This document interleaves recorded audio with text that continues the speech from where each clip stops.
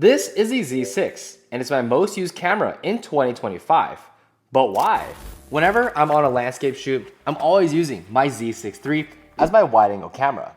But when it comes to picking out my telephoto camera, I have a choice. Do I go with the Z30 with its APS-C size sensor with more reach, or do I stick with the Z6 with its full-frame sensor with better dynamic range? Well, sure enough, I ended up choosing the Z6 more than I expected in 2025. And there's a couple of reasons for this. The Z6 is a workhorse and has been for the past 6 years since I first got it. It's been my go-to whenever I needed a full-frame camera to tackle my landscape shoots, especially being my wide-angle camera. But recently, since getting the Z6 III, my Z6 has kind of shifted over from being my wide-angle camera. And you know what's really interesting? I really thought that the Z6 would become more irrelevant, as having the Z6 III meant it would be used less as a wide-angle camera, with my Z30 taking over the telephoto slot. But that didn't happen at all. In fact, I actually started using the Z6 more this year than ever before, which is very odd. Let's take a couple steps back though, because the Z30 really was going to be that camera for me that would handle the telephoto images for landscapes. Because with its APS-C sensor, it could give more reach to telephoto lenses, turning a lens like the 28-400 into a 42-600. And normally for landscapes, this might seem like a good thing, because I can now capture subjects that are farther away, and it being a smaller and lightweight body would be nice, since it's less weight for me to carry around while hiking. At least on paper, this sounded like a good thing until I actually started to use the Z30 and realized that it's kind of an uncomfortable setup to use. Mainly because it just doesn't handle that well with the 28-400. It feels like the body is so small compared to the 28-400 that it almost made the package feel unwieldy. Like I have this tiny body and huge lens on the front, which I guess isn't that far from the truth, but it really isn't that nice to use on shoot. I guess that makes sense then why a full frame lens would fit well with the full frame body. When out on shoot with the Z6 and 28-400, it feels great.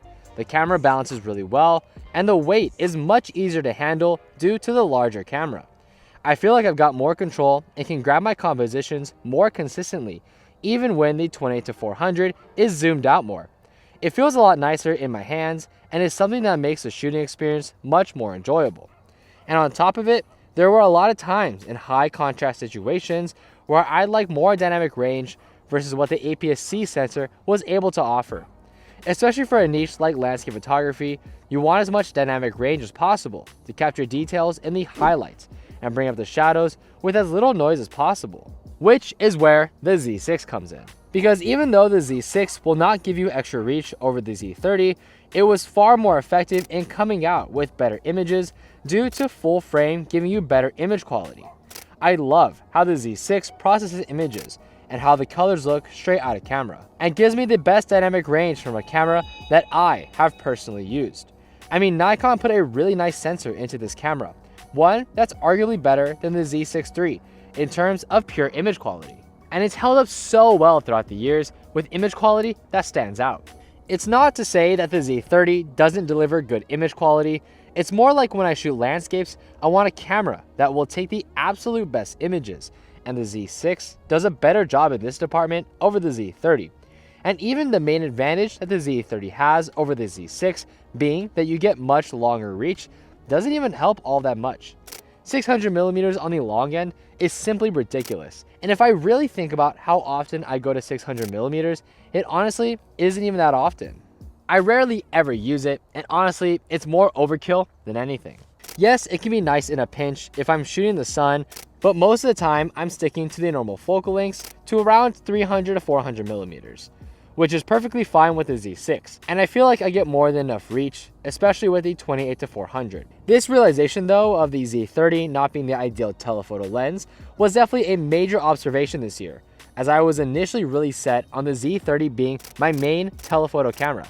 But nonetheless, it's a big reason why my Z6 saw so much use this year.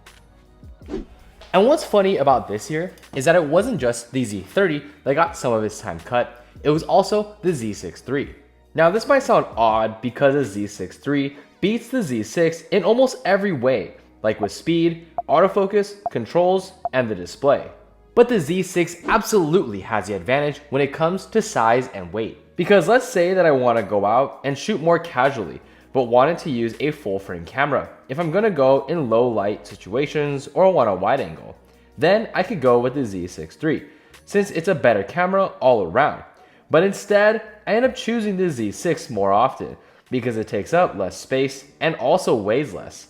And especially if I'm going to be using the 3-liter sling from Peak Design, I want my bag to be as light as possible. Usually with the Z6, I'll use the 28mm or 50mm to keep the weight down when shooting when I'm carrying light. It's a great combo because we can still get fantastic image quality with a small camera kit to shoot with. And this is a big reason why I love having tiny full frame cameras. Now, it doesn't feel like I need to decide between image quality and size when you can have both. And for me, I'm always trying to get the best image quality possible, and ideally not at the expense of carrying a big bulky camera. Which is exactly why the Z6 is so good in 2025. There really aren't that many Nikon cameras that fit this bill, maybe other than the ZF. Of course, when using the Z6 this way, I usually take off the L bracket since I won't need it on a tripod or anything. For my use cases and how I capture my photography, the Z6 really does slot into my use cases very well, where the Z30 and Z6 III don't do as great of a job. It really does depend on the use cases and how I want to capture my images. And the Z6 isn't a camera that I use in every situation. I think it's really telling for video in particular, as the Z6 III and Z30 are simply more set up for it with their flip screens and more advanced settings. But the Z6 shouldn't be slept on in the year of 2025 and even moving forward to 2026, as I think this is probably one of the best value cameras that you can buy.